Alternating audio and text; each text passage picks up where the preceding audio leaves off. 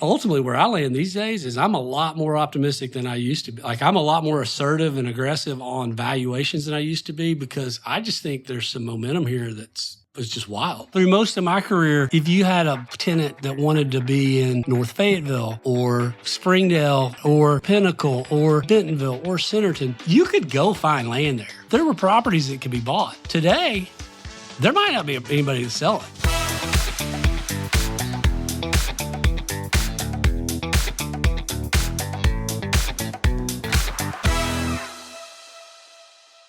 Morning. Good morning. Well, thanks for coming on, Clinton. Thanks for meeting Nick and I. I'm real excited for folks to hear your story, hear about, you're the first, really anyone in commercial real estate in Northwest Arkansas that we talked about. But before we kind of dive in, I want you to give a little snippet on like, what does it take to compete, to be the best in commercial real estate brokerage in Northwest Arkansas, but really in a market in general? Like, what does it take in this industry? Sure. Well, yeah, thank you for having me. And I'm honored to be the first commercial real estate guest, particularly following some of your distinguished guests. The line of the people you've had, I feel honored to be included in the mix. The commercial real estate business, I think anywhere, but, I'm just talking about Northwest Arkansas today. You really have to have a desire to create value for your clients. And the way I view that, I came into the business, I grew up in a farming background, and a lot of transactions in farming happen through the auction process. Mm-hmm. You might buy equipment through an auction, or you buy farmland through an auction.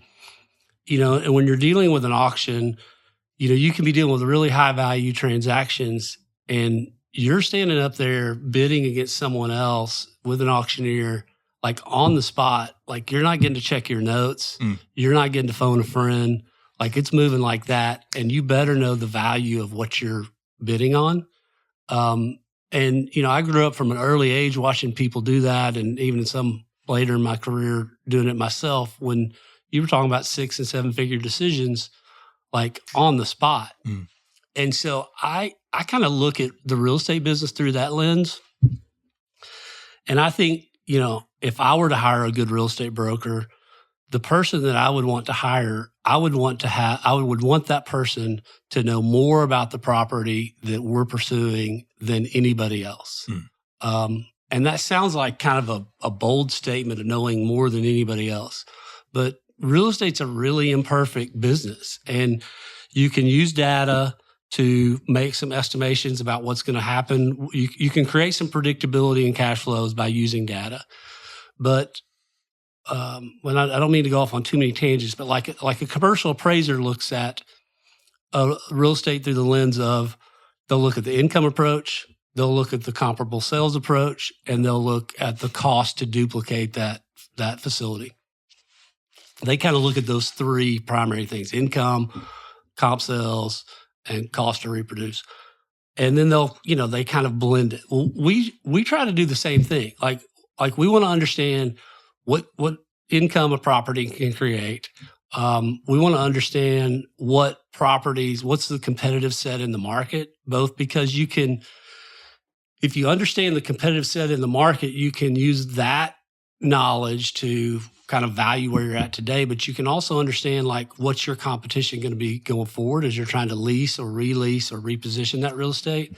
And then, we've got to be active enough in the market to understand what it costs to build an office building or an industrial building. And so it sounds like a lot of information, and it is a lot of information. And my view on the real estate business is the brokers that are the best are as specialized as they can be, because with as much activity as there is going on in this market, like there's not a human alive that can track all of this information.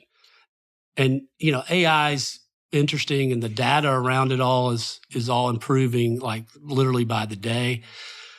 And so I do think the data around commercial real estate's improving vastly, but there's going to be, I'm not worried about AI taking our job in the next decade, because there's just a human element to understanding some of the nuances of these properties and the nuances of how your tenant or your occupants are going to be thinking about it.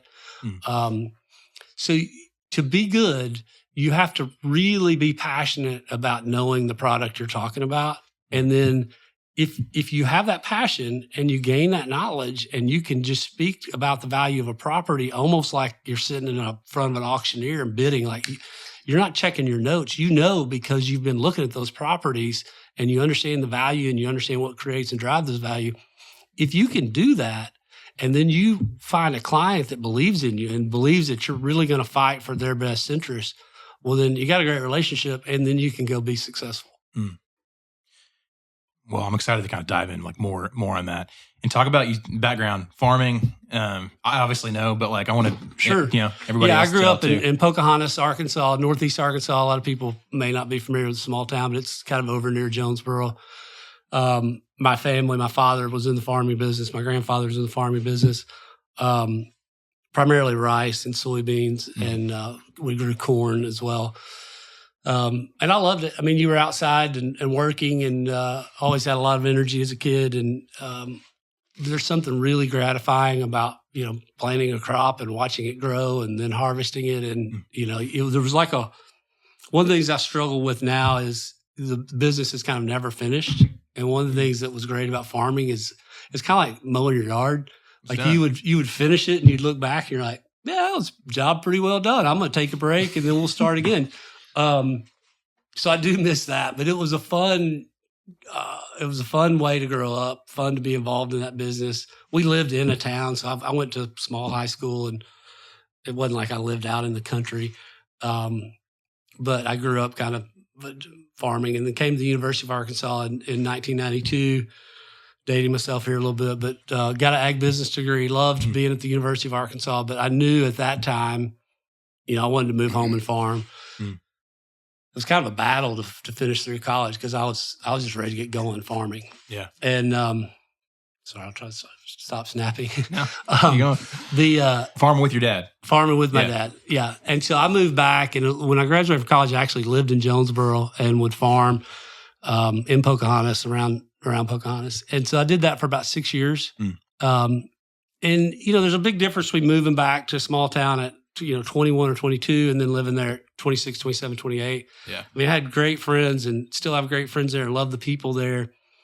But what I recognized is, I just kind of had this entrepreneurial bend where, I wanted the farm to be bigger, or I wanted to try this, or I wanted to try that. And, to some extent, I felt kind of stifled. Some of that was the industry. Farming is really challenging. It's very capital intensive. Yeah.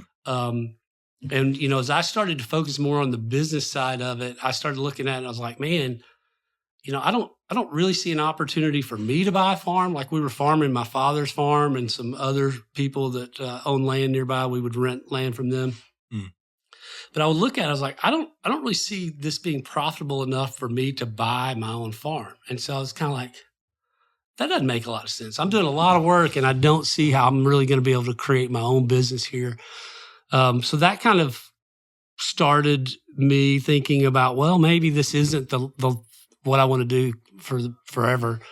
And then kind of ancillary to that, my sister lived in Colorado, and farming was very seasonal. It was really hard work from March until about October, November, and then you were kind of just off for the most part. I mean, that's a little bit of an exaggeration. There's business that takes place, but it was most intense from, call it, early March to late October. Well, I was about 24. We got a crop out and I was sitting around and I was like, I don't know that I want to hang out in Pocahontas this winter. I think I'm going to go stay with my sister in Colorado. So I moved to Colorado and took part-time jobs out there. I drove a shuttle van to the Denver airport, and we were in Winter Park, Colorado. So I worked in a ski shop and drove a shuttle van, worked in a restaurant, did all kinds of odd jobs, and just loved it. I mean, the energy of the people that were in a community like that, resort town. Probably a lot of business owners. You're seeing all kinds of folks. A lot of business owners. It was the first experience I'd had to really like an international population. There were a lot of people from New Zealand, young people from New Zealand that would winter in New Zealand and then winter in Colorado. Same with, there were people from Europe coming over. So I, working in that ski shop, and I worked on the mountain a little bit, and there were brief period of times, like 3 or 4 months at a time. But I built some really good friendships with some people from New Zealand and Ireland and England. And you're like, man, these people are like, I don't know, my idea of what was out there in life kind of broadened a little bit. And so I did that for 3 winters. And, with each passing year, I was kind of like, like I like this a little more and a little more. And the farming kind of just kept seeming a little tougher and a little tougher. And so finally, it was like a light bulb moment. I mean, I'd been thinking about all these things, but it was like a light bulb moment. I had driven back from Colorado. It was like late February.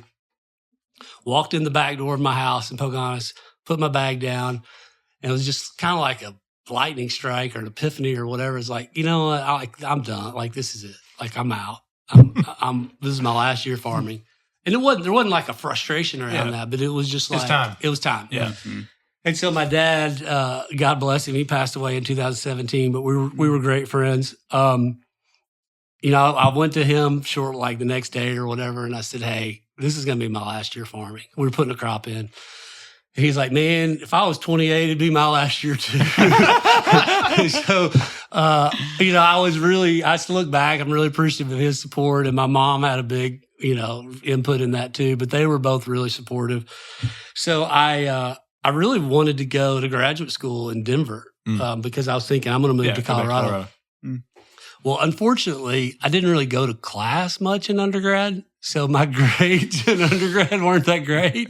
And when I applied to Denver University, they were kind of like, well, you're not really the candidate we're looking for right now. It was a funny conversation. I actually drove to campus and told them I wanted to apply. And they complimented my charisma, but said I wasn't really who they were looking for. So I was able to get in the University of Arkansas, which at the time was not as easy. The Waltons had just given like $1 billion, and they just renamed the college Sam M. Walton School of Business. Okay. So it was a little difficult to get in there as well. But I got in and actually went to class in graduate school and made good grades. Still kind of thinking I would move to Colorado, but during that period, I met my wife, which is thank goodness. I mean, she's been fantastic. And that just changed my whole situation. It's like, okay, well, like here I'm falling in love. Like she was from Nashville originally. She'd gone to school at Ole Miss, but then we met and she ended up graduating from the University of Arkansas. But so we met, fell in love. And as I was kind of going through graduate school, I was recognizing you could sense and feel the energy then of what was going on here. What was going on. I mean, certainly no one would have been able to predict how Northwest Arkansas has grown or that it would continue to grow like this. But you could feel it then that like something special was happening. Something was stirring. Yeah. And I realized then as well, I started to recognize like I was at that point where sure I had an MBA or was on track to get one, and sure I had some good business skills and I had a really good work ethic.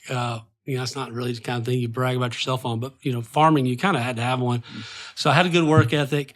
And I was like, I've got a lot going for me, but I didn't really know how I was going to make a living. I mean, it was pretty intimidating coming out because all I'd been known was agriculture. And now here's like, okay, how am I going to carve my space in this business world? But you could see real estate opportunities. The residential stuff was really booming then. And I never really dabbled, and I did a little bit of, I owned a few rent houses and developed a couple of houses, but never got big into residential. But I knew I liked kind of the precision and the sophistication of commercial real estate. I liked the idea of doing bigger deals. I liked the idea of trying to structure bigger deals and be involved with the people that had been successful in that space. So I had an opportunity then. There's a guy named David Dallas who you guys may know. David's still active around town. Great guy. And it was really fortunate that I got connected with him. David had worked at Walmart Real Estate. He had worked for The Gap and Banana Republic in their real estate department. He was a commercial appraisal.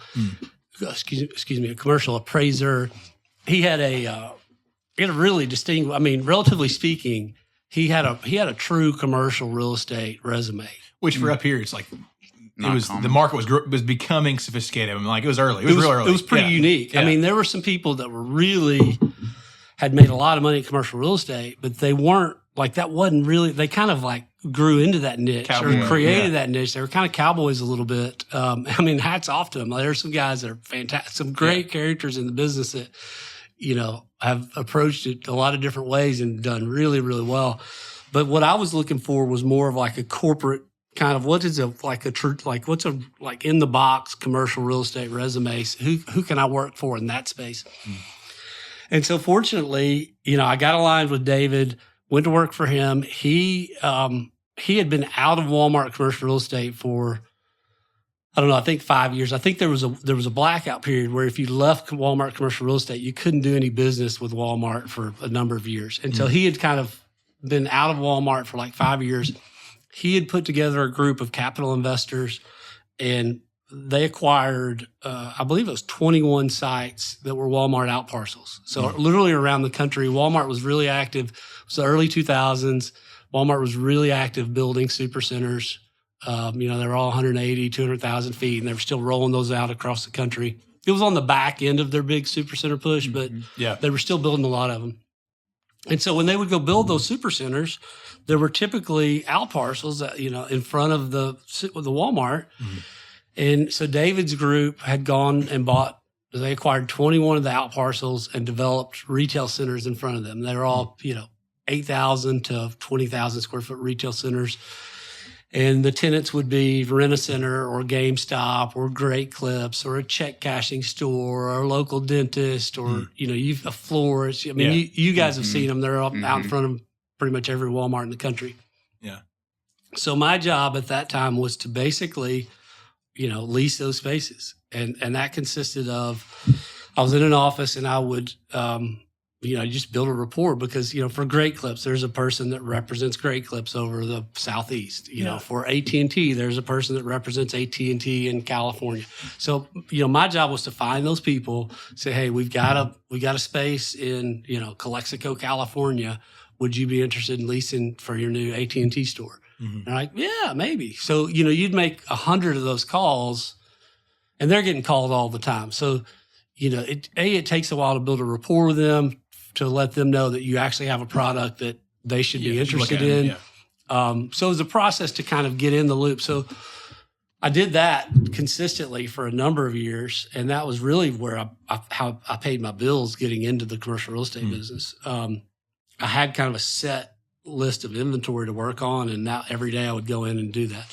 Now, while I was doing that, I was also learning the office was in Fayetteville. So, as I was doing that work, which was happening all around the country, I was learning everything I could about the Northwest Arkansas market and trying to watch the trends and trying to learn about values and trying to, figure out how to get a tenant to let me represent them on a pursuit where they needed a new office or try to, get somebody to let me buy a piece of land for them. And so that's really how my business grew. It was like I had kind of a base group of work on that retail leasing space. I had, and then I just kind of built through networking and just, bootstrapping, trying to find accounts, local brokerage business.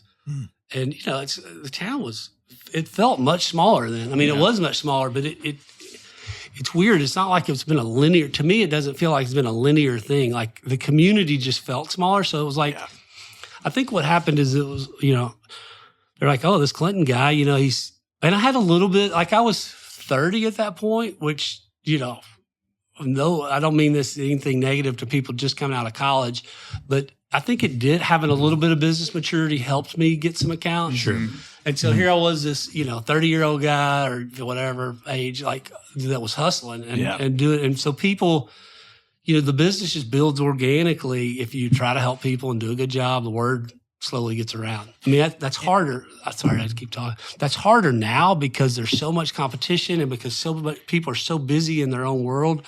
A lot of noise. Yeah. There's a lot of noise. So brokers have to be, and social media's help with that, but brokers have to be a little more strategic now than I was then. It felt like it just kind of grew more organically then. Yeah. Different strategy, in some degree. And then, just so everyone knows too, it's like, you eat what you kill in this business. The business that you're building, that's what you have to live off of. There's not like a that's big, right. My first the first year out of graduate school, my it was half salary and half draw, but I made $27,000. Like that was my Clinton. We'll make sure you make $27,000 this year. It was 2004. That was 20 years ago, but it's still. It felt like poverty. But that was okay. I mean, I was excited about it because it was an opportunity, and the income in this business is, it kind of stays flat. And then if you're really being strategic and working hard, it can kind of get parabolic where it turns up. But it's hard to break into, and takes a while to. It's challenging. It's challenging. Yeah, that's. So talk about what was next. How did Grubb and Ellis? That was a great experience. There was one particular deal that stands out in my mind. Del Monte, I'd heard that Del Monte needed a new office space in Pinnacle, and they were going to lease like 20,000 feet, which, in 2005 or 6 or 7, that was a big space. Now, not so much. I mean, it's still a big space, but wasn't as big a deal. There isn't as big a deal now as it was then. And I was like, man, I would really like to help them. Like, how do I get that business? And so I started kind of thinking along those lines of like, how do I get involved with some of these bigger deals? Well, then you start calling Del Monte, you call the local team, and they're like, well, actually our national people handle that. So then you call, well, could I get a number for the national person? You call the national person, they're like, oh, well, this corporate company X represents us. So, you seem like a nice guy, but no, we've got a contract for people to do that for us. Yeah. And so I kind of had this awakening of like, man, I could be the best broker ever locally, and I'm still not going to get some of these national accounts. And so it kind of started me thinking about, and at the time, there really weren't national brands here. Like solely. They're certainly national real estate brands, and there are a lot of residential companies that also do commercial, but we don't blend the lines. Like we do commercial, we don't do residential. And there are companies that take that approach. CBRE, Cushman & Wakefield, JLL, Colliers, NAI. There are a number of brands that only do commercial real estate. And they even look at it, like at CBRE, we looked at it where if it was below 4 units of residential, because they do multifamily, but you couldn't work on a project that was less than 4 units of residential. So, I started at that time going, okay, if I could get aligned with one of these national companies that is solely a commercial real estate brokerage company, I'm going to be able to learn a lot from them. They're going to have some of these accounts. Like that could be a really good step for me in my career. And at the time, there really weren't any in town. Prior to me, Bob Nickel and Bob Hill had a big presence with Nickel Hill. There was a guy named Jim Sheeran who'd had a big presence. The Lindsay guys, Bill McClard with Lindsay and Associates had a big presence, but there weren't any national commercial real estate brands. Colliers came on the scene, I want to say 2006 or 7, wow. But even then they were an affiliate of the larger brand. So I started looking around and having conversations about how do we get a national brand in Northwest Arkansas, and. So my partner, Paul, my future partner, at the time I was looking around, I knew Paul Esther well, knew Fletcher Hansen. Those guys, along with Bo Barrett and Randy Lawson, had, Randy and Bo in particular, they're Bentonville guys, they had started to have a sense for what was, on the horizon for Bentonville. They also felt like we needed a national brand. So Paul and that group had kind of done some work to secure the brand with Grubb and Ellis, which is now merged into, it's now called Newmark. But at the time, they were about the 4th largest commercial real estate company in the world. And we had the rights they had the rights to open a franchise office for Grubb and Ellis. And Paul and I connected, and he said, hey, here's what we're doing. I think it'd be a good opportunity. Would you be interested in partnering? And so there were 5 of us. So I did do that, and there were 5 of us that started Grubb and Ellis in, I believe, 2007. And so I'd had a great run with David Dallas to that point, but we leased a lot of those shopping centers. My goal was to then get into more of a kind of a corporate real estate type environment. Doing deals in Northwest Arkansas. And so that was great. We formed Grubb and Ellis. Shortly thereafter, landed the management for and leasing for Bentonville Plaza, which was, at the time, that was the biggest building around. I don't know if it was but it was certainly one of them. It was a big deal. So that was a great experience. Got to experience, leasing and managing a Class A property, responding to the gentlemen that owned it that were out of, Manhattan. Like they had these guys had real estate all around the world. So they had high expectations and they knew how big properties should work. And they kind of educated us on how they expected to be reported to. Yeah. So it was a good learning experience. So 2007, you opened that. Is there capital required for that? What does that look like to bring a national brand to our market? Yeah, there was a fee. I may be off a little bit, Nick, but there was a fee and a percentage of our transactions. Okay. So if we did $1 million in commissions, I think we gave them 4 or 5% of those. Cool. And with that, you got connected to a bigger network. Mm-hmm. You got some brand recognition. Like I was talking about calling this AT&T or calling Del Monte or if you call and you're with, local real estate shop, that doesn't have the same, it doesn't cut through the noise quite as well as like, hey, I'm with Grubb and Ellis. Mm-hmm. Yeah. And so having that brand was helpful at that time. And talk about, so 07 market was super hot. Yeah. You jumped in and started that, and as everything cooled off real fast. Yeah, looking back, it was just hard to believe. I mean, It was super hot. Houses were going up, I don't know, 5% a year or whatever. Everybody was building spec houses. Everybody was building commercial. Commercial, not as much, but there were spec houses and subdivisions just everywhere. And then 08 hit, and the music just stopped. The interest rates were. You just couldn't really get a loan. Like capital kind of dried up, sales kind of dried up. So it dominated the news cycle locally. My contention is perception is reality. So everybody was reading it in the paper and they're like, oh, the real estate market's crashed. The economy's terrible. My contention is most people in Northwest Arkansas were still getting their paycheck. Yeah. It was just the perception was reality. So they're like, oh, the sky's falling, because everywhere they looked, they were being told the sky was falling. The sky really fell for, call it 15 or 20 real estate developers in Northwest Arkansas. Like their world changed, and it was sad to see. It really damaged some lives, and it really there was a lot of chaos around those real estate values declining. But it was a huge part of the news, but it was really a pretty small subset of developers that happened to.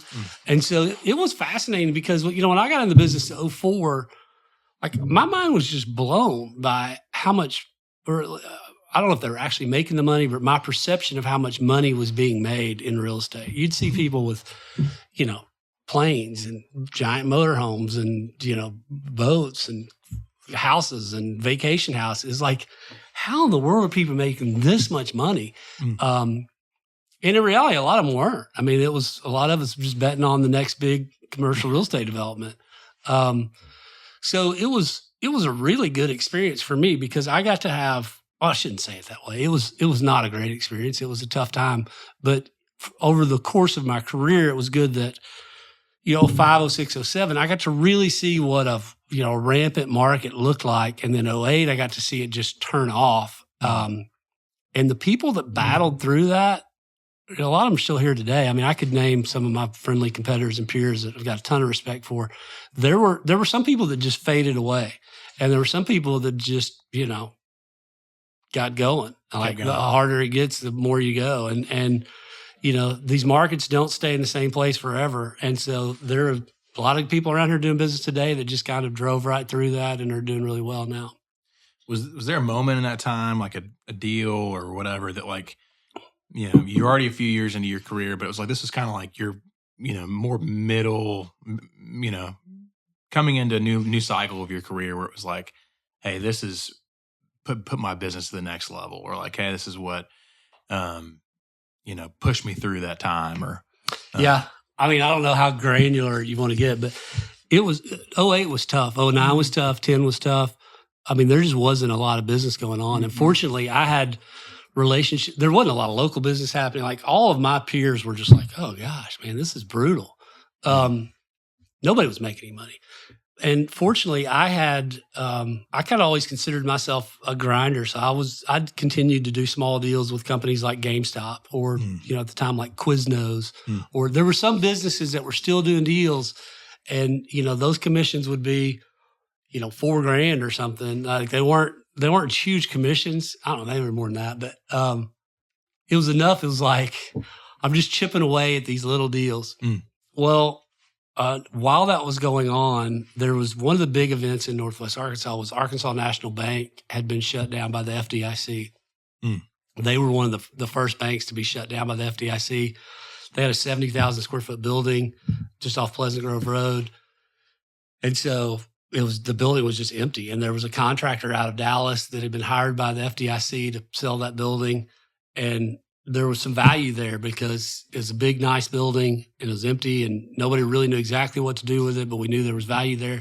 And so I had a client who, we discussed it and he's like, yeah, see if you can get it bought. And so ultimately we ended up being successful I was successful in representing them buying that building, which was a 70,000 square foot building. At the time, there was no new space on the market. There was a tenant in the market for 40,000 feet, looking for a 40,000 square foot spot. Big one. Everybody would recognize their name. They're a Walmart supplier. And there wasn't 40,000 feet for them to lease. And so when this building became available, they're like, oh, we need to have that space, which left about another 25,000 feet available. Well, there was another tenant that was like, hey, we'll take the other 25,000. So I got to represent the buyer, and then I got to represent the owner, the buyer, now the owner to these tenants. So we did 2 10-year leases with these big corporate tenants. So there were big fees with that. And then about 6 months later, 8 months later, I don't know, a year later, there was a gentleman that came in from Columbia, Missouri, who had a lot of success in the real estate business and was in a 1031. They needed they had sold some real estate and wanted to buy some other real estate. And they were believers in what was going to happen in this market long term. And he came in, we got connected. He said, listen, I'm looking for a building, in this price range that's got good credit tenants that, I'm just not going to have to, high quality that I'm not going to have to mess with for the next decade. And I was like, well, I know the building, but it's not for sale. But, I'm happy to make a call. And he said, why don't you call? And so I did and called the guy that owned the building at the time. And I said, hey, I've got a guy who wants to buy your building. I said, he's willing to pay X. And he's like, yeah, I don't think I'm going to do that, but I'd take Y. And the guy from Missouri said, okay, I'll take it. And so I represented the guy buying the building. We leased the building and we sold the building. And so I went from playing defense to playing offense in 2010. And, I say this in a lot of areas of life, but particularly in this business, sometimes you just got to get lucky. And people will be like, say, well, the harder you work, the luckier you get. Sure. But sometimes you just get lucky. And I'm not going to diminish the value I created in that process. I mean, it was a lot of work and, that wasn't a layup that deal got done, but it was a game changer in my career. So I think if you talked, you guys have had a lot of these kind of conversations. I think for a lot of people, there's some moments that happen where you're like, oh, I don't know if that's divine intervention or good luck or what, but damn sure glad that happened. Well, I think some of it is that, but some of it I think is presence. I think as we've talked to founders, it's like people who are really dialed into what they're doing. They're not doing anything else. You aren't doing residential. You were just focused on commercial. And it's like being really present in that. That's why you got the call. I agree with that 100%. 100%. And, I've had periods through my career, and I don't mean to say this like with an arrogant bent to it, but I've had people go, man, you guys are doing great. Like, what are you doing? Like, congratulations on your success. Like, what's going on? I'm like, man, we're just in here answering the phone every day. And like, we call people back. It's funny. You look at like social media and people talk about commercial realtors and like, well, good luck getting a call back in the next 3 days. Like, we call people back. Like, and we're happy to pick up the phone.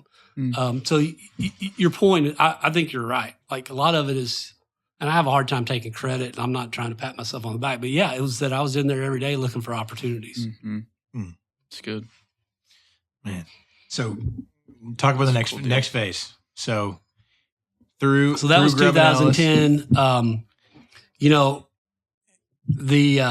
What I recognized during that time is we were an affiliate of Grubb & Ellis. We weren't Grubb & Ellis corporate. We were an affiliate. So that created a little less power than the brand itself. So, as I was making these calls and trying to land business with, Fortune 500 tenants, I was having some success, but not as much as I would have liked. And there are also inbound referrals that come with these national clients, national businesses. And, we weren't getting a lot of those. And so I was like, man, Grubb & Ellis is good. We're number 4 in the country or the world, technically. It's a great company, but man, it sure does seem like the number 1 and number 2 guys are getting more of this business. So at the time, we did not have a CBRE office in the market. We still don't have a J. There's some people connected to JLL that operate in this market. Cushman Wakefield was not as powerful in 2011 as they are now. But those are kind of the 3 big ones right now. It's CBRE, JLL, Cushman Wakefield.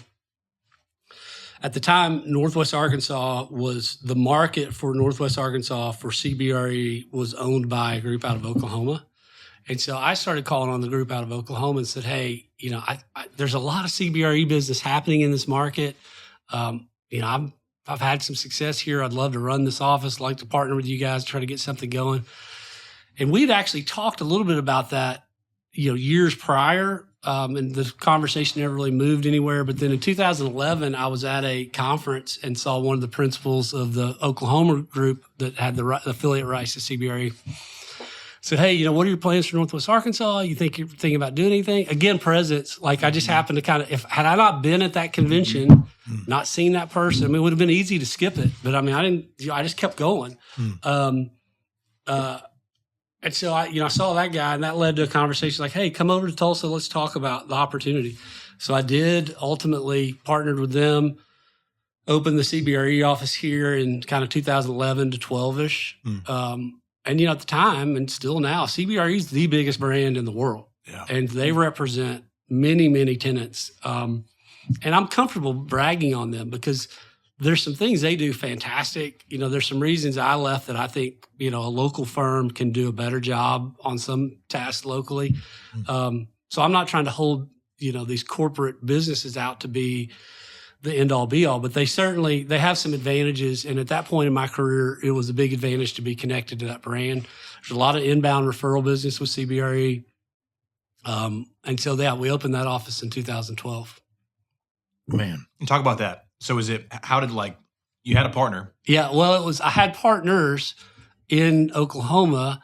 They didn't want to really, they wanted me to run the office locally. They were supportive and active, but they weren't in Northwest Arkansas. So it's like, okay, good luck, get it going. And so it was just we just bootstrapped it. And shortly after, almost immediately after I secured the deal, I called David Erstein, who's, we've been friends forever and still friends, friendly competitors. And I was like, David was with Sage Partners at the time and had a great experience there. But, you just in this business, you're kind of like, okay, what positions me best? And CBRE was a big deal. And so I said, hey, David, I think this is going to be a big opportunity. Why don't you come over and work with me and we'll work together. And so we did that. So that was 2012. And I stayed with CBRE till the end of 19, early 20. And it was a great run. I'm happy to talk through that more. But one of the things that was significant that happened is in 2012, we were an affiliate of CBRE and we owned the business. And so we could kind of manage it and operate it like our own small business. But we had the benefit of being affiliated with this international brand. In 2015, CBRE had been going through this kind of initiative of rolling up all the affiliate offices. They wanted them all to be corporately owned.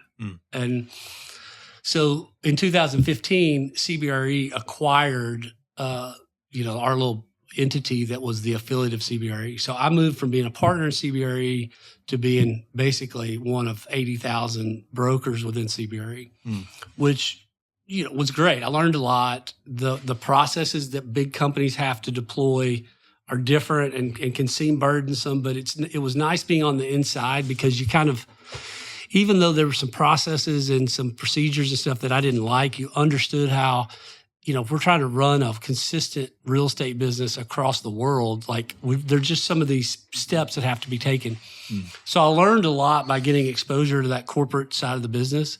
But ultimately, from 2015 to 2019, it kind of I had a 5-year deal where I was kind of tied to, there were some incentives to stay for 5 years after the merger. And so I enjoyed it. I wasn't forced to stay over that, but I just, as I kind of evolved as a person and had some kind of life events, it's just like, I feel like I'm on a hamster wheel a little bit. I'd like to have a little more control over the day-to-day operations of the business. I'd like to have a little more autonomy. So it ultimately kind of just moved me to a point where I was like, this just isn't going to be the right fit for me. I mean, it's still a great company, and, David does a great job running it, and, they're a strong competitor. But just for me personally and the way I wanted to kind of manage a local business, it wasn't the right fit. And so kind of looking back over those 3 different transitions, is there anything you'd tell yourself or someone else who's like going through something similar right now? Hey, evaluating, do I jump in this next opportunity? Do I not? Am I ready for it? Or I don't know if there's any regrets you have. I don't know. I'm thinking about that. I think one of my biggest regrets is that I wasn't more coachable, that I wasn't more, that I wasn't like seeking advice from others more. I think one of the things that has led to my success is like this independence that I've had. I don't know. I guess I could go down. I hadn't even really thought about this much, but I kind of always saw myself. I mean, I had a great opportunity growing up. Like I did have a great launching board, and my dad had a successful business, but it didn't feel like it. I mean, with farming, it always felt like we were like a year away from being broke. And sometimes we were.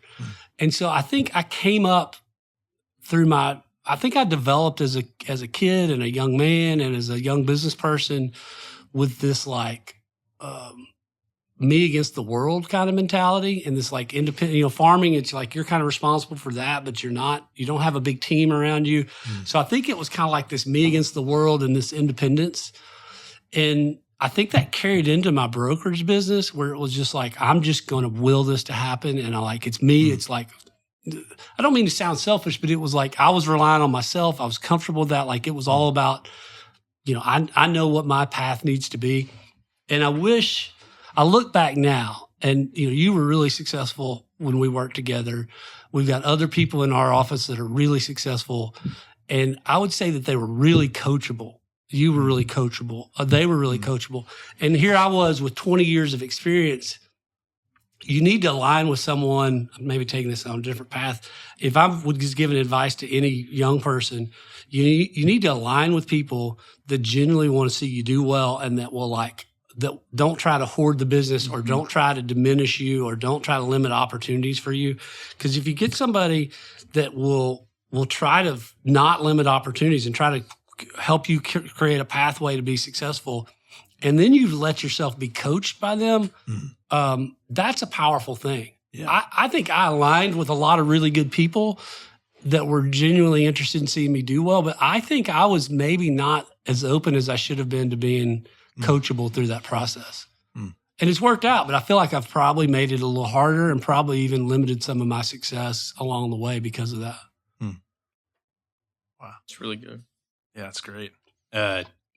Yeah, so now we're kind of, when we met, which is great, kind of the beginning of 2020, well, I guess kind of right before then, you were starting Bennett Commercial Real Estate then, and talk about, you were coming from 2 different national affiliates, and now it's like, I don't need the national affiliate anymore. I'm going to essentially start my own thing, ground up. Why that route versus maybe joining someone else again, or what was the? I wish I could say it was really an organized thing, and I probably in this kind of format should act like it was. Ultimately, what happened was I had a cancer in 2019. Fortunately, that was all removed, and I'm fine. But it was a life altering moment or period of time, and coming out of that event, that was kind of like from April to call it September when they said the cancer's removed. But that just dominated my life through 2019, and coming out of that, I was kind of looking, I'd had some small frustrations with the way CBRE and the scale, but coming out of that, I was like, had this kind of new look on life. And I was like, yeah, this just is feeling like a hamster wheel for me. And like my time, I was looking at my time differently, just like longevity, like the rest of my life differently. Yeah. And I was like, I want to chart a different course. So it wasn't like I'd really defined what I was going to do next. I just knew that I didn't want to do what I was doing. So I kind of just made the decision with CBRE to quit. And they were so cool when I quit. The people I reported to, in the commission business, it can be really testy of like, if a person's leaving, it's like, well, who's taking clients and who gets paid for this deal? Because the deals take 2 years. So there are a lot of them that, not all of them, but many of them take a couple of years. So there's a lot of work in progress and a lot of money at stake. It's like, well, how does this get split up? And so the guys at CBRE were like, hey, look, do you have another job? And I said, no, I don't have another job. And they're like, what are you going to do? And I was like, well, I think I'm going to do commercial real estate brokerage. I'm probably going to do some development, probably going to do some investing, but I don't have a course charted. And so they were really cool. They're like, okay, well, look, you can help kind of finish these deals that are in the pipeline. As long as you're not competing directly against us, you can go do your thing.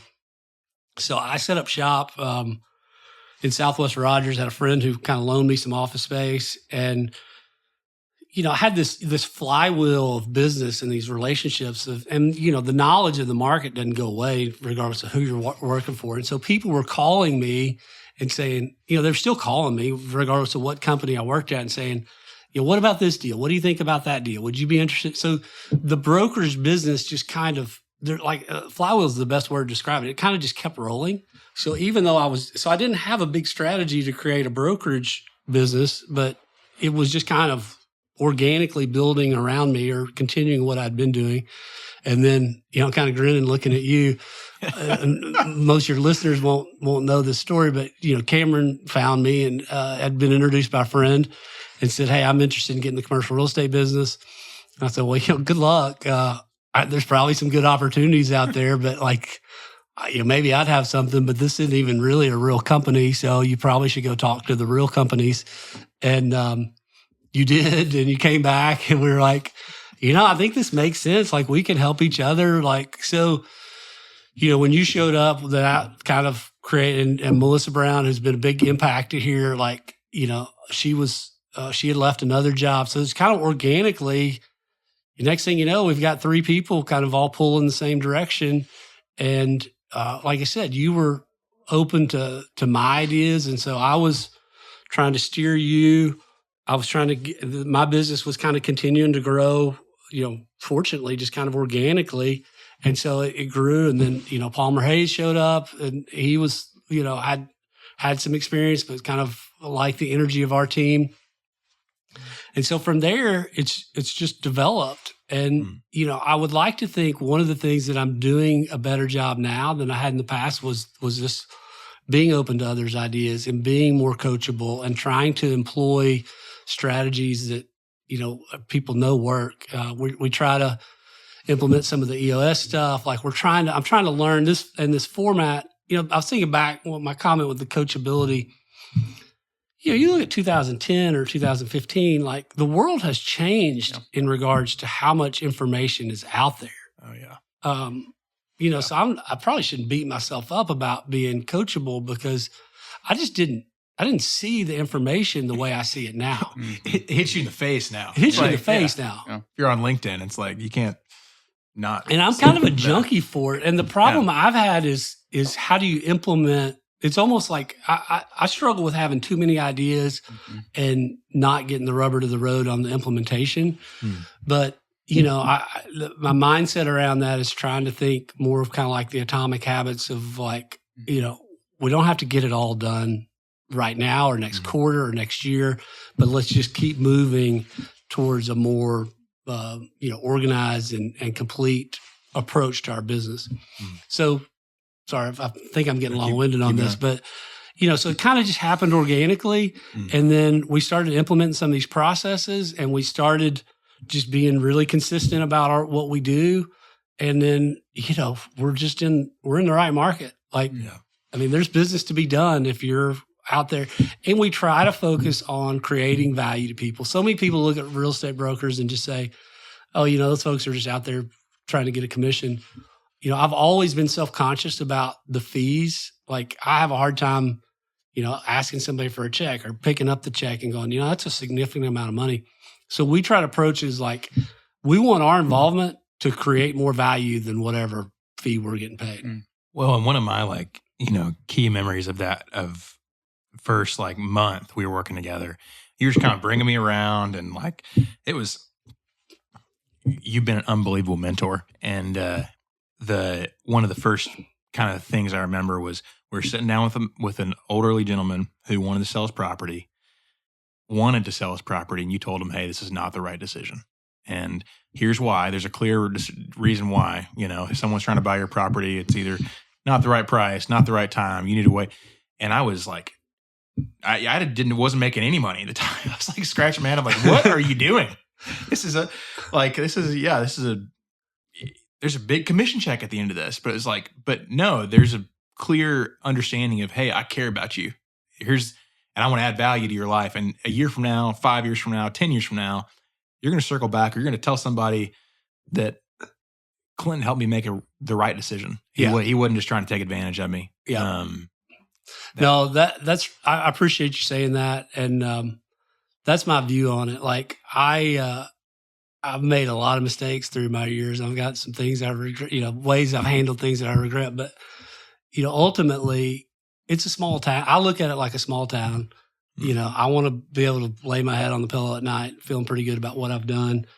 The dollars at stake for these people, like it's easy to think about the commission, but I mean, the dollars at stake on these real estate transactions for these people, I mean, it can be life changing, even for the guys that are worth $100 million. I mean, it's significant. Mm-hmm. And so I just want to make sure.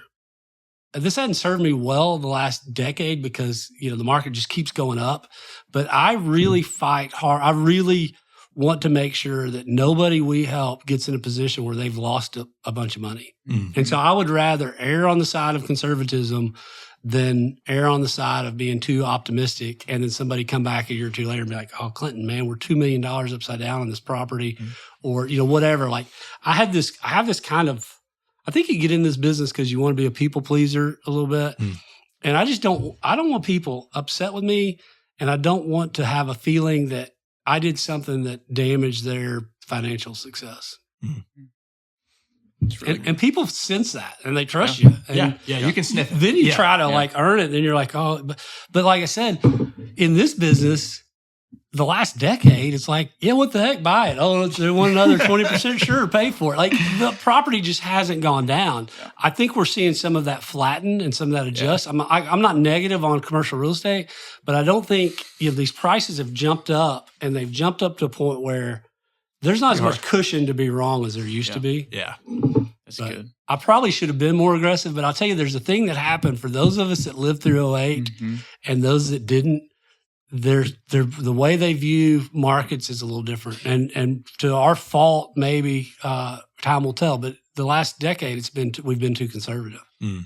And how do you coach that into people who haven't been in the real estate world for more than 5 years? I mean, how do you really help them understand the weight of that? It's tough because I'm not sure I'm right. Like maybe it just keeps going up. Maybe it never stops. In fact, I talked with a guy in Nashville. This is a 2-year-old story, but I was asking him, I was like, he was a commercial, similar kind of business, similar career path. And I was like, what advice do you have as a guy who lived through this explosion in Nashville? Like, what do you have? What advice do you have for a guy, a market my size that's now starting to see some of these growth trends? He said, Clinton, man, don't discount the power of this outside capital. He's like, they will come in and pay prices that you and your peers think is too high. And ultimately, they've got different capital restraints. They got different return needs. So they can invest more, they can pay more, they can take a longer term view. And you can see them and you're like, man, those guys are overpaying. Well, then 2 or 3 or 4 years later, it looks like they've bought a great deal. Mm-hmm. We're seeing that happen and continue to happen. So the challenge, to answer your question, the challenge for me is I don't want to be wrong. Like I don't want to temper this optimism mm-hmm. from people and be so conservative that we, prevent ourselves from doing deals, prevent our clients from doing deals. There's a balance in there. So what I try to do is just coach people around us of what the downside can be. Like, I don't want to temper the optimism, but I just need when they're going to make a decision based on an optimistic view, I want them to make sure they've thought about and talked about the outcomes based on maybe a pessimistic view. Yeah. Worst case scenario. Scenario. So they've seen, hey, this could go wrong. Here's how much I could lose. Could go but wrong. I still want to do this deal. Yeah. And I've got some stories about, people in 08, 09 that, lost money, and it just, I mean, it's maybe a little overly dramatic, but maybe not too much. I mean, it kind of destroyed their lives. And so I can tell some of those stories to the young guys and be like, look, here's what can happen if, you coach somebody into a property and you're wrong about what we can rent this for, and the interest rates go up and demand falls, and all of a sudden this guy loses his retirement. So it's a balance. But the thing is, ultimately where I land these days is I'm a lot more optimistic than I used to be. Like, I'm a lot more assertive and aggressive on valuations than I used to be, because I just think there's some momentum here that's just wild. Like, it's hard to wrap your head around the growth in Northwest Arkansas.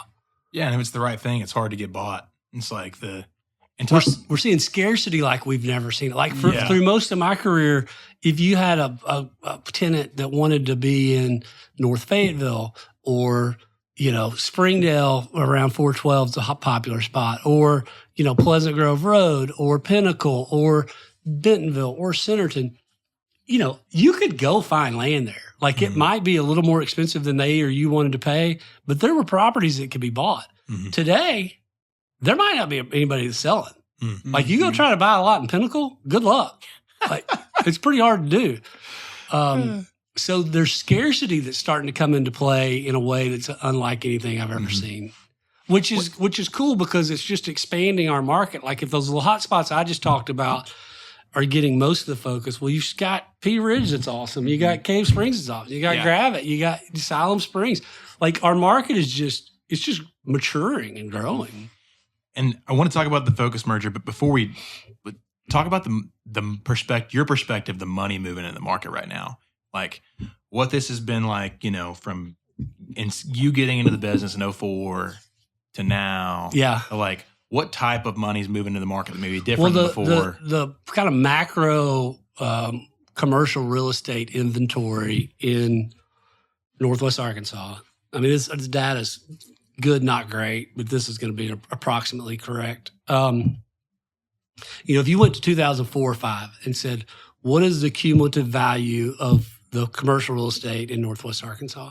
Not Tyson Foods headquarters or Walmart, but buildings that a third party person can buy or sell. Office buildings, retail centers. Yeah. Office, retail, industrial. That was about $7 billion. And, here now in 2025, it's about $22 billion. Jeez. So, that's 3x growth. We're up about 2.4% over last year. Like, I think it'll just keep growing. There's, some wonky stuff happened with the data, like COVID, post-COVID. That's kind of leveling out. But I mean, we've been on this growth trend. We're going to continue to be on this growth trend. The vacancy rates in industrial, office, retail, I don't have the exact numbers, but industrial is about 5% vacancy. I mean, that's not much. When I was the first decade of my career, if you thought about a full market, like I thought if you had a 10 to 12 to 14% vacancy rate, that's basically full. You're going to have some vacancy because people are always moving out or scaling up, scaling down. Like there's a churn that happens that leads to about in a healthy market leads to about a 10 or 12 or 14% vacancy rate. Well, the last decade, our vacancy rates have been, I wish I'd made some notes, but it's about 5% right now for industrial. The Pinnacle Hills area is about 95% occupied. Downtown Bentonville is, I think, closer to 90. But there's, it's full. And so we need more inventory. There are some spaces available, but we need more inventory. the construction costs are a real challenge to like putting more inventory on the ground. Yeah. And for small businesses, like we are really small and big businesses, we are really sympathetic to the price of their lease rates, their rental rates. It just keeps going up. And it's a supply and demand function, but we've got the demand, we've got limited supply. So the price just keeps going up. And, small business owners in this market are like, holy cow, we didn't have that budgeted for our overhead for our real estate. I was like, I'm sorry, but this is just what it costs. It's crazy. And talk about were you going to say something first? Yeah. Before we move to the merger, I think there's a lot. Yeah. So one of the things you've already talked a lot about yourself, and this is you talking about yourself, is like how focused you were. You're building your brokerage. How do you go from that to then people joining your team and you're starting to kind of learn to dole things out to them, to coach? Like, was that a transition for you? Sure. And how did that happen? Yeah, it was a transition. It is a transition. Like I'm going through it right now. It's been a learning curve for me. It's not where I feel like that's not my natural spot. Like I struggle with delegating to people. I struggle with constructive criticism. Like my constructive criticism just feels like frustration and criticism to people. And I recognize that. And so it's like, I'm not great at delivering tough messages. I'm not great at delivering at like, hierarchies within. Hierarchy is not the right word, but managing a big business. Not that this is a big business, but the human element of it. Like I was used to just getting on the phone, hammering a real estate deal. Now, trying to make sure everybody's satisfied with the direction we're going, that they're happy with what they're doing. It's not a skill set that I've refined and that I'm really good with, which is one of the reasons it's been really good for me to, the partnership. There's a lot of advantages to the partnership for me, because even if I could go to like a graduate program and take 18 months and come out the other side of it and be the best manager ever, that's not really what I want to do. And so one of the things that I like about the merger is we've got team members that are better at that kind of thing. And so I like being in the production side. We've got team members that really do kind of like managing the overall office structure. So we've got a good complementary partnership structure. So I don't know if that answered your question, but I wouldn't say I'm great at managing people, but I'm trying to get better. Well, I just imagine being a broker. If you're not dialed in to your specific business and creating value for your clients, you're not going to do a good job. So it's almost like naturally you have to do that, and then adding managing people, grow, like that's just not, you can't, so it's an interesting transition. That's right. And really where I get excited when I come in the morning, where I get excited in the business is I like taking, the experience I've had being a broker, like doing the deals. I like taking that experience and communicating it. Like we're trying to build some processes. Like we're heavily relying on a database that we've kind of built. It's built on Salesforce and it has an overlay from another technology company, but we're customizing it for our use to track, our inventory, our pipeline of inventory, our listings, our communications with our clients. If you listed a building with me, calls that come in, emails that come in, we log those to that assignment so that you can then report that back to owners. So I really enjoy, I can speak with a lot of confidence about what it takes to make a client happy and to get a deal done. And certainly I've fallen short with clients and, aspire to be better at the regularity of reporting and how we service those clients.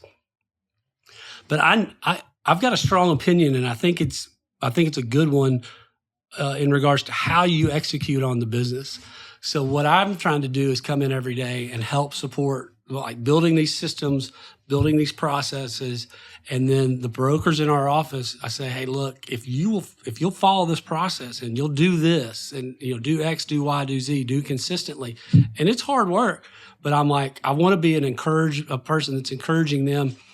And so I enjoy doing that and trying to get them on a path to where they're going to be really productive and successful. And then the other thing I like doing is kind of saying, okay, if you just picture yourself, for a lot of my career, I've done on average, call it, 62 deals a year. Some leases, some sales. Well, if you think about 60 successful commercial real estate deals a year, that's a lot. It's a lot of calls. It's a lot of emails. It's a lot, and they're always happy. You can't schedule when something's going to go wrong with one of them. So you're kind of always on. If you think about 60 that were successful, you've got, another, who knows how many that weren't. So you've got to be going all the time. So to get to the point, everybody looks at getting in this business. They're like, oh, I want to, sell $50 million of real estate a year. Well, yeah, once you get there, it's like, you better be ready to roll every morning because it's hard work.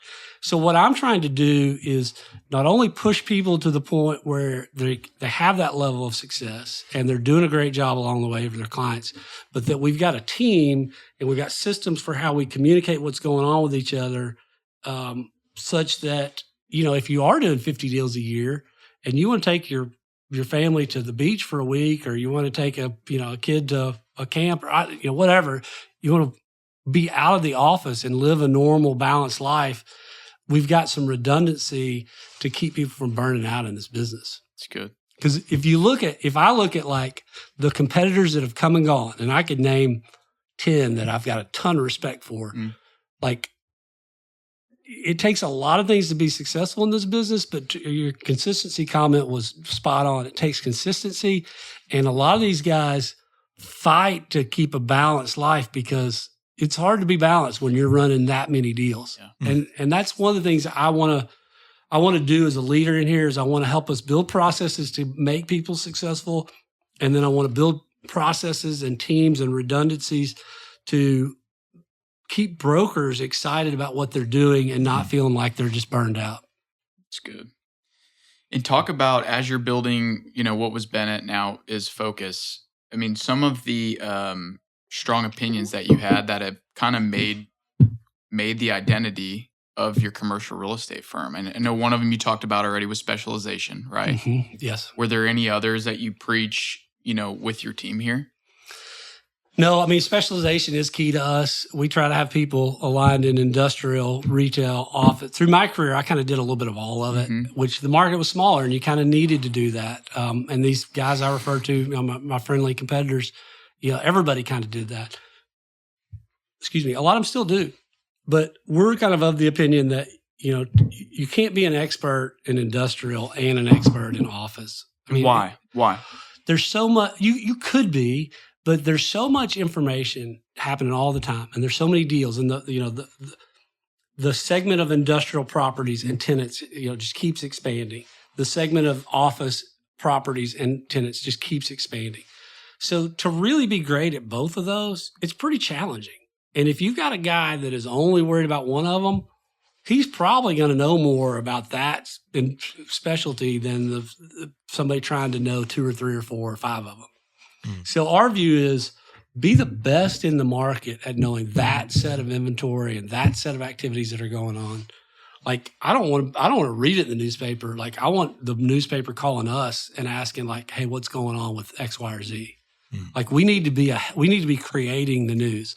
And if we're not part of the team that's creating the news, we need to have a great rapport and friendly competitive relationship with the people that are, i.e. our competitors.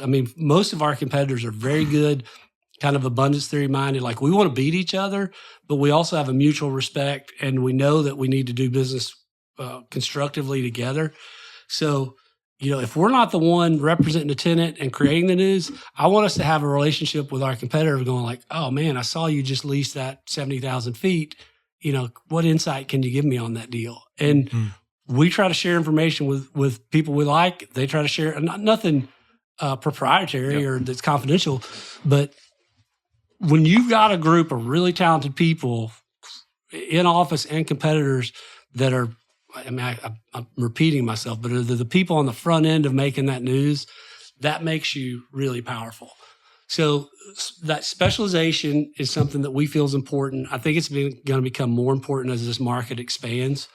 And that could be geography. Like, there's a lot of ways you can specialize. Maybe it is because we're open to have more brokers down the line at some point. We don't want to be big, but if it takes a person that needs to be a specialist in one particular geography of the market. Like I'm open to different types of specializations, but I just don't like people that are trying to do a little bit of everything.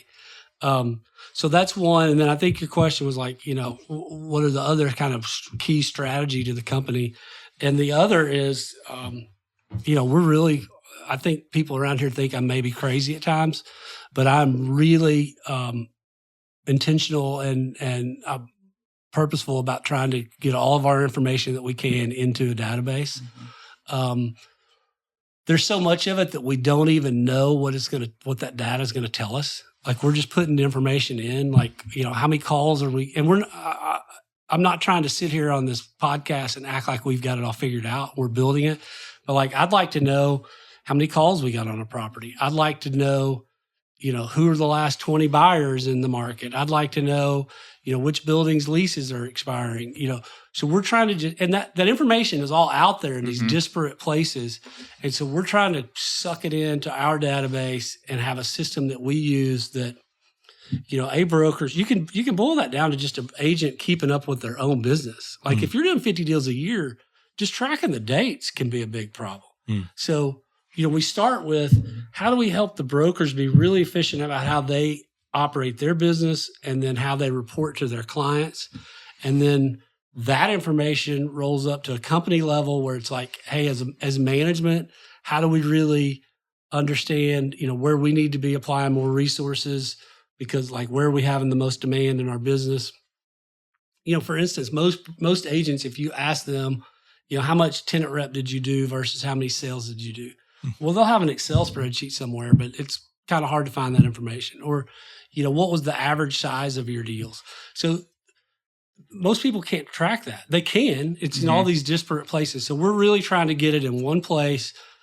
Just keep feeding that information in. We're starting to see some benefits up from it. I think it's going to take 2, 3, 4, 5 years before we really recognize the benefits. I think, AI is fascinating. And, the fact that we're built on Salesforce, I think Salesforce is going to be one of the leaders in AI agents and how you communicate with that. So, I think your question was like, where do I try to push? And it's on, the broker productivity. And then it's like, how do we manage our data and use this data that we're seeing every day in a way that makes us more, ultimately that creates more value for our clients a few years from now. Tell a story of that. Cause and you tell me if I've captured this wrong, but it feels like real estate early 2000s was hyper relational. It was like, I know Clinton, I'm going to list. And that's still a huge part of your business. Yes. Probably the majority of it. But now there's a component where it's like your ability to take that data and help your client with it is another benefit. The relationship's at the base of it. It's the core, it's the foundation. But your ability to take that data and help your clients sell a building for $1 million more, that's another component of it. So you have a story where like, and I'm sure you have multiple stories where that data really, you were listing a property for this, y'all saw this, and here was the result of it, or? Well, I do and I don't. Yeah. Your question's very well. That's a wise question, and the way you asked it makes a lot of sense. And I think we're aligned on the right track there. But we haven't really seen the benefit of it yet. But here's what's happening. Like if you look at, like we've seen some sales over the last 2 years of, Bentonville Plaza, or we're sitting in Pinnacle Hills. There's been a portfolio of offices sold in Pinnacle Hills. Those deals are $30 million deals. Okay, well, over most of my career, the last 20 years, like you didn't see many $30 million deals. Where you're going to see more, and you're going to see more portfolios. And so when you think about who really has the capability to look at a set of 10 buildings or 8 buildings with 10 tenants in each building, and look at their lease expirations. So there's a financial model component that goes with that frankly a lot of people in our market can't build. I can't build it personally, but we can build those. So you want to kind of predict like where the revenues with these portfolios are going, and so that can kind of steer your valuation and your underwriting on a property. But then the data that we're trying to find is, okay, let's just say you bought that set of buildings. Really what you're worried about is how do we raise the rents? How do we keep them full? Who are the next tenants? And so if you've got a database of who's in the market, when do we think their leases are expiring? You know, I feel like I'm getting long-winded, but like if we dial it back, let's just say it's a retail center, and if we're the group that's keeping a list of 120 active retail clients, and we say, okay, guys, you list the property with us, we're going to go call those retail clients tomorrow, like because we got them, we track them, we know where they did their last deals, like that's going to be pretty damn powerful. And most people, again, I talk about these spreadsheets. It's easy to keep a list of, you know, who are the last retail tenant, 120 retail tenants. You can build that list, but it never stops evolving. Like if you finished it yesterday, it's out of date today. Whereas with these databases, if you kind of keep updating your data, you can have active lists of who are the tenants, who were the last 10 buyers for properties like this, who are the people doing deals that, you know. So we're trying to pump this data in, have it basically be searchable for us so that we can then use it to go execute on. If we're leasing space, we want to know you're never going to be perfect, but we want to know who the targets are. If you're selling buildings, we want to know who the buyers are. And instead of having 75 spreadsheets, we're trying to get it all in one place. Sounds like you're building for the future, which is cool. Well, completely. And I feel a little bit like a maniac talking about it in this length, but it's like the Atomic Habits thing. Like we are a ways away from getting it where we want it, but we've made a lot of progress, and I can see that it's going to keep moving that direction. And the thing about it is, like I look at our big competitors, like you look at like none of this stuff's rocket science. Everybody's keeping databases, but if you look at the really big companies, they can get so much information that it's like, oh, how do we really manage this? Or if you look at the really small companies, they have a really hard time getting out of the starting gates with how do we do this. So I'm hoping we can land in a pretty like little sweet spot of being, we're not going to have the biggest, most robust data set, but for the stuff that matters in Northwest Arkansas for getting local real estate deals done, we've got the information on who's doing it, both from a tenant perspective and a landlord perspective. It's good. It's good. Well, take us to 2025, the merger, why it happened, kind of when it happened. I know you talked a little bit about the team structure already, but. Sure. Yeah. Well, I've known Patrick Bird and Butch Gerganis for 20 years now. I've known Butch longer than Patrick, but known Patrick for a long time. And always had a lot of respect for both of them and the work they've done. And so we've been friends, and we were friendly competitors. As Bennett Commercial Real Estate was growing, you know, kind of like I've talked about this, like I'm not a natural born leader. You know, I kind of would rather have somebody else doing the day-to-day of the leadership stuff. I like being in the field executing. And, you know, we're friends. So outside of work, you know, we've been spending some time together, and this conversation happened over a few years. It's like, you know, maybe we should merge. Why are we doing different things? Like, why don't we merge? Like, there's really no overlap in our companies. And it's like, yeah, I don't know. Like, I'm pretty happy with what I'm doing. Like, company's growing.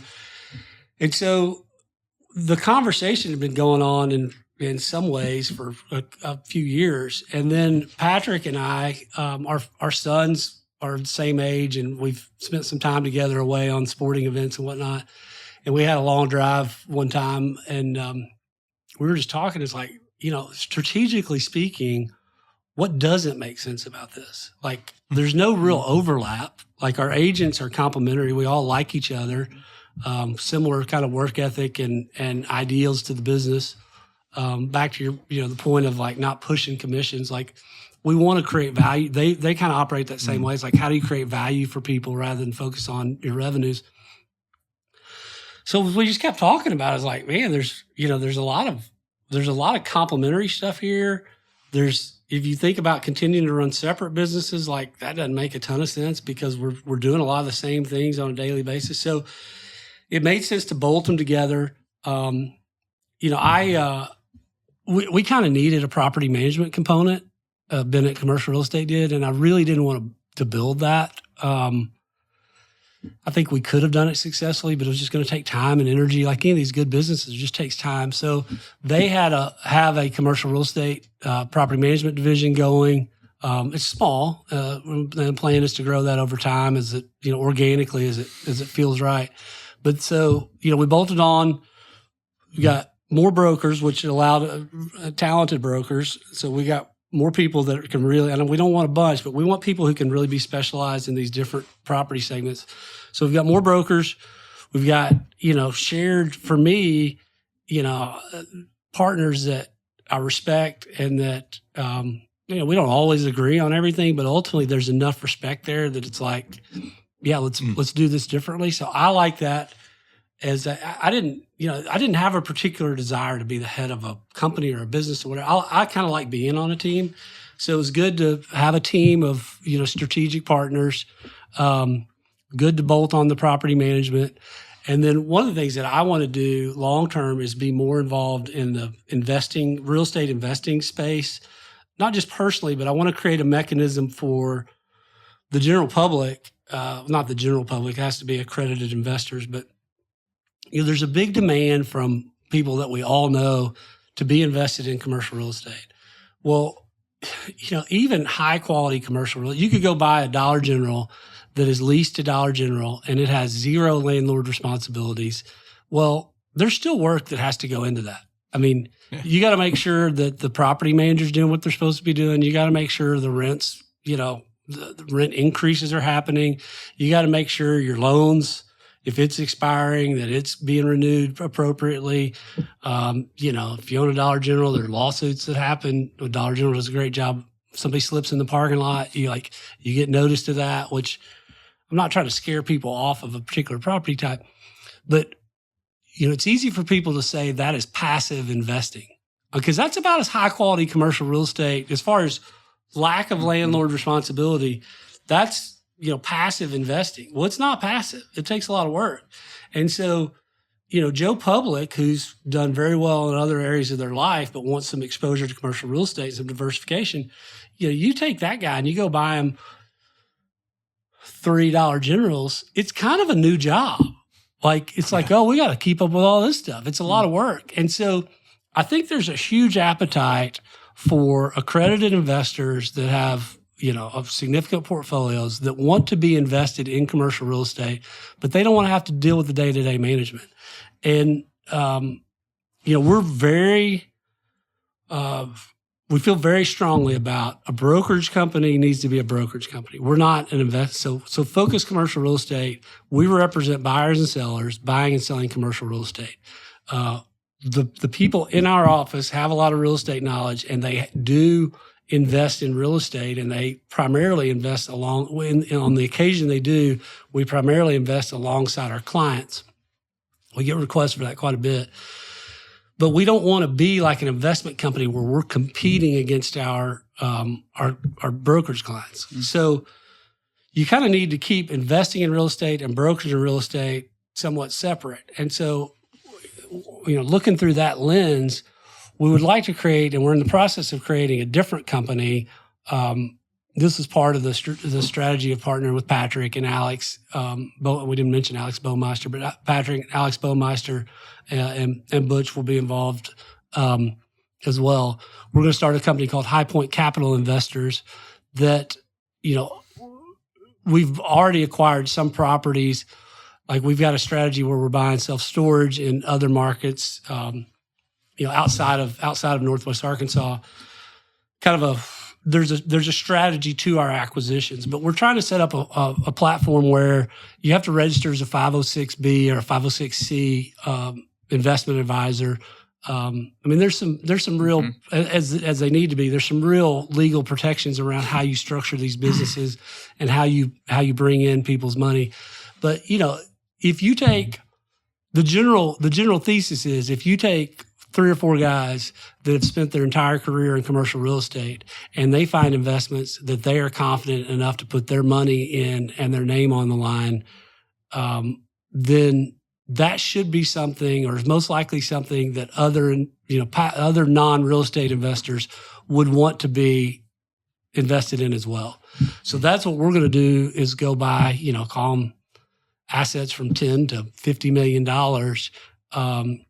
and raise money from outside accredited investors through this 506B mechanism, and then hopefully build a portfolio of really high quality investment properties.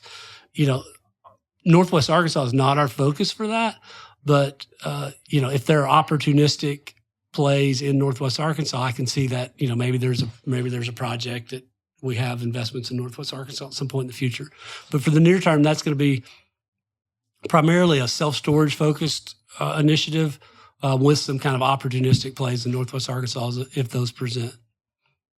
So I don't know if maybe I took that off on a tangent a little bit. No, that's great. It's exciting to hear about like what's coming. Yeah. And for me, it's exciting because, the reality is I'm going to be less active day to day as a broker. So I get to kind of keep coaching and being involved with, a young team of young guns that are, focused on the brokerage, but then also use some of the gray hair to create an ancillary business that, they're complementary but separate. Yeah. Yeah. Where you can continue to use the skills you built over the years. And if you think about the exposure that, I don't know the right way to classify this, but if you think about people that have a net worth of, 7 figures plus, how many people have an interest in being invested in commercial real estate, but how few of them actually know how to do that or have opportunities to get invested.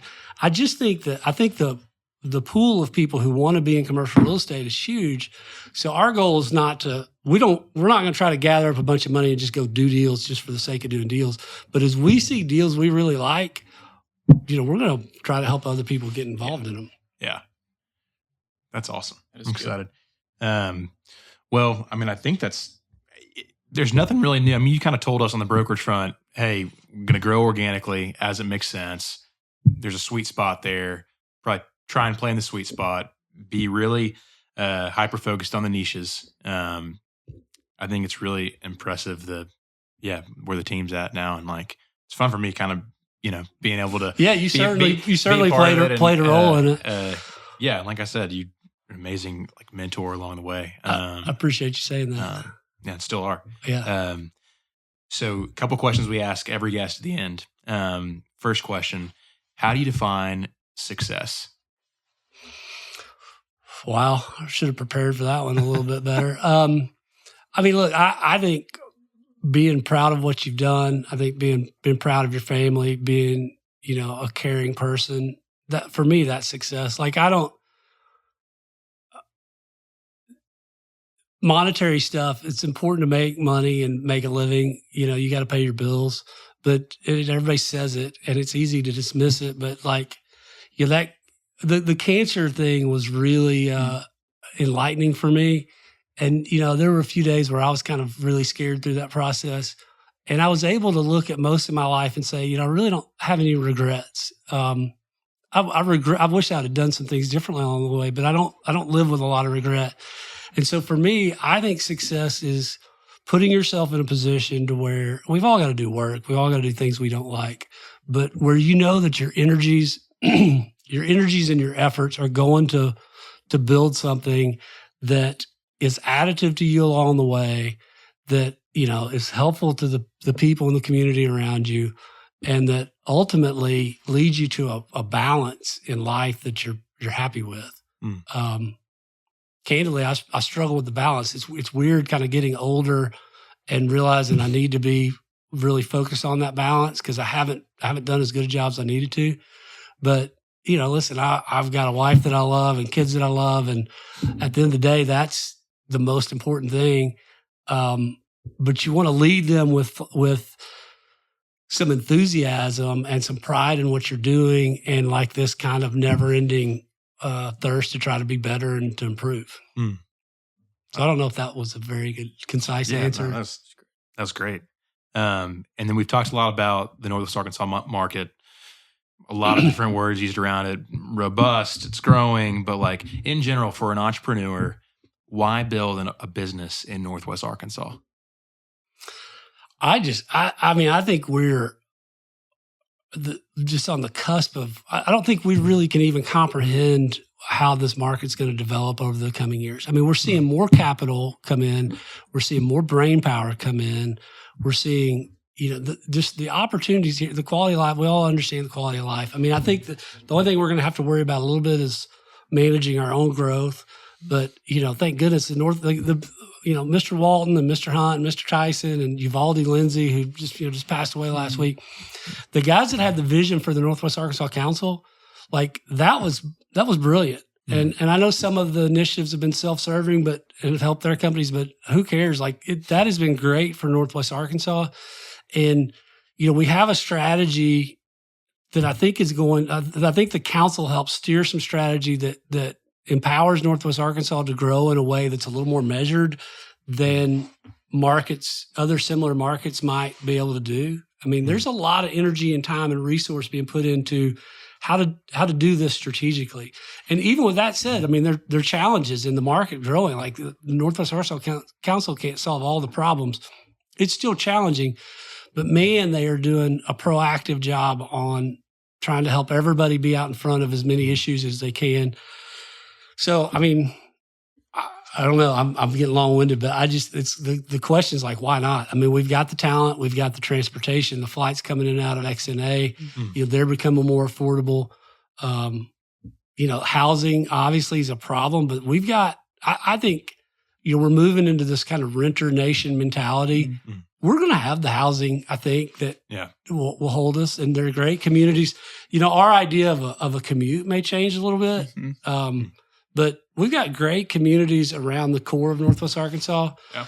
So my question would be, why would you go anywhere else? Man, so good. Well, one of the things we do at the end of every episode is really highlight what we've learned from you, what we think our listeners will learn from you. And I think the first thing, it was like within the first 3 sentences, you talked about creating value. And that was a theme throughout the whole episode. But creating value for your clients, I think that's why people will use Focus Commercial Real Estate. I think that's why they have used you in the past, is like your identity is built on creating value for your clients. And I think what's even cool is hearing you talk about that as a person, you're now creating value for all these people who are sitting in your office. You've made that transition from being the individual broker to being the manager, the director. And I think that takes a lot in your industry. That takes a lot of growth. Like that it's not natural. And so that's really cool to hear. I think there are a lot of people who are in other industries where they're an individual player, in transitioning from that to a team leader. It's just hard. And I think they're going to be really encouraged by the way that you've done it, the way that you're learning to do it, and the way that you've done it for people in your office. So creating value would be at the top of the list. I think the next one, what you kind of geeked out on, is systems and processes. And being in an industry like commercial real estate that's probably more old school, maybe a little more Wild West, you've found a way across, Bennett Commercial Real Estate, now focused to really hone in all of that data. And you're looking to use that to kind of build the future, to provide value for your clients, for, everybody sitting outside this hallway to provide value as well. And so I think creating those things, any business owner who's listening to this, finding a way to take a lot of the things you've done and package it up and look at how you can use it to serve people in the future, I think that's a big, big learning. There's so much data out there, but how can you actually use that data to help people? Not just capture it to capture it, but truly capture it to provide value. And then the last thing, and I think it's your gift, it's consistency, it's presence, it's being in the market. You've been in the market for a long time. You've been doing commercial real estate for a long time, and you're just really in it. And I think there's a component of, you could say it's probably your strength and your vice at the same time, right? Getting out of it, but being in it. And I think you look at people who are really successful, they're all like that. They're all in it. It's hard to step back out of it. It's hard to have balance because you're so in it. Your brain's always rolling in it, but it's part of why you're able to do the first thing that we talked about, which is creating value for your clients. And so if I'm a small business owner listening today, if I'm an entrepreneur or aspiring entrepreneur, like those are some of the things that I'm going to learn from when I listen to this episode. So Clinton, thanks for your time. How can people find out more about Focus Commercial Real Estate? How can they, reach out to you? Yeah, well, thank you. That's very humbling to hear you read through it that way. And I take a lot of pride in that, and it's nice to hear it. I sometimes maybe don't think of myself through that lens, but it's been an enjoyable conversation. I appreciate you highlighting those things. As far as how to find us, we're pretty easy to find. It's focuscregroup.com. And my cell phone's pretty much everywhere. You just call me if you want to. But yeah, we're here and ready to help. And, one of the things, I guess I'll make a little plug here at the end.